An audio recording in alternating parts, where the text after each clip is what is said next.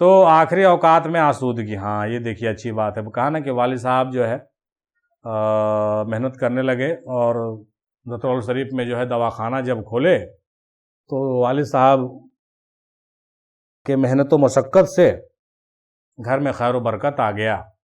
हमारी विलादत हो गई थी तो वालिद साहब के पास जो है थोड़ा आसूदगी आ गया, तो पुराना जो इफलास था बचपना का वो ख़त्म हो गया। वालिद साहब ने मकान बना लिया दतरौल में, डॉक्टर कहलाने लगे, हकीम कहलाने लगे, लोग समाज में इज़्ज़त हो गई। दादा हुजूर भी बड़े इज़्ज़त से फ़ख्र से सर उठा के चलते थे कि चलो मेरा बेटा एक दवाखाना चलाता है, इज़्ज़त वाला काम करता है। बहुत सपोर्ट करते थे वालिद साहब को। रोज़ाना वालिद साहब के लिए नाश्ता सुबह लेकर के दतरौल शरीफ आते थे दादा हुजूर, याद है आप लोग को? नहीं पता होगा। नाश्ता सुबह वालिद साहब सुबह चले आते थे अपने तो दवाखाने में, ऐसे ही कुछ हल्की फुल्की रोटी शोटी खा करके आते होंगे या ऐसे ही कुछ आ जाता।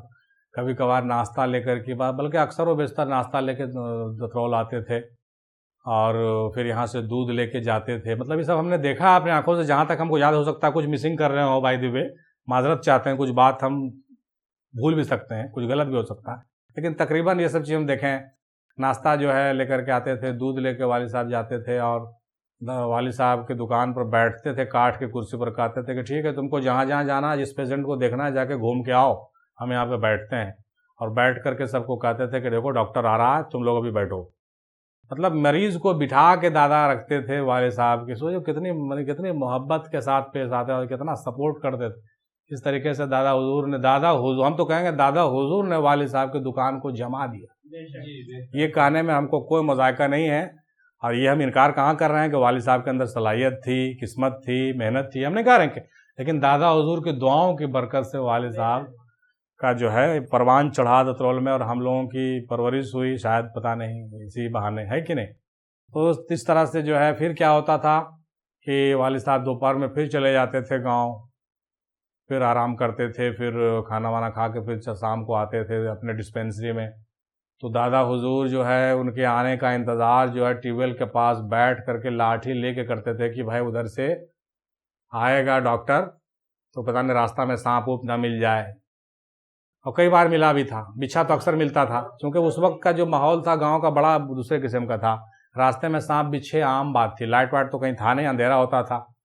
तो दादा लाठी लेकर के खड़े रहते थे कि भाई अब वहाँ से आवेगा, आप जा रहे हैं, मतलब इस तरह का ड्यूटी करते थे वो। इस तरीके से वो करते करते करते करते जो है बहुत ये कि हमको इस बात का ये लगता है कि जितना ड्यूटी दादा हुजूर वालिद साहब के प्रैक्टिस पर करते थे, अगर कुछ ज़्यादा ड्यूटी और दीनी हवाले से कर देते तो शायद आज हम लोग और ज़्यादा आसूदा रहते दीनी हवालों में। और शायद आज जो मेरा एक अपना ये है कि आज जो कहिए कि एक नज़रियाती इख्तलाफ दिखता है, शायद वो नहीं दिखता। लेकिन पता नहीं दादा को क्या मंजूर था, उस वक्त उतना ज़्यादा चीज़ों पर ध्यान नहीं थी और बड़ा दुर्वेशाना रंग में जीते थे। इस तरीके से जो है आखिरी औकात में आसूदगी हुई, घर वर बना, फिर यहाँ पे हम लोग दतरौल शिफ्ट कर गए। फिर दतरौल शिफ्ट होने के बाद फिर और अच्छे से फिर तमाम शिफ्ट करने के बाद जो है कुछ सालों के बाद आपका वसाल हो गया। ठीक है, 85-86 में शिफ्ट किए और 94 में आपका वसाल हो गया। बहुत कम ही दिन नए घर में रह सके और इस तरीके से जो है चला।